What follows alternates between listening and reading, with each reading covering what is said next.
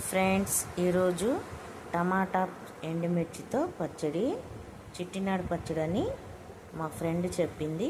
ఇవ్వండి, ఎండుమిర్చి, ఉల్లిపాయ, టమాటా, చింతపండు, ఎల్లుల్లిపాయ, ఉప్పు, కాశ్మీరీ కారం, ఇంగువ.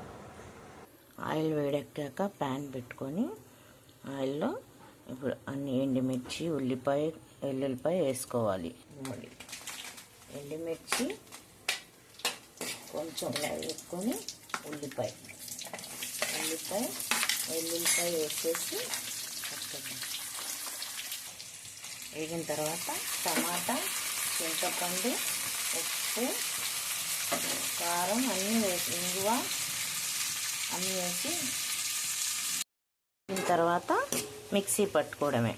అన్నంలోకి, దోశల్లోకి చాలా బాగుంటుంది. నచ్చితే లైక్ చేయండి, షేర్ చేయండి, సబ్స్క్రైబ్ చేసుకోండి.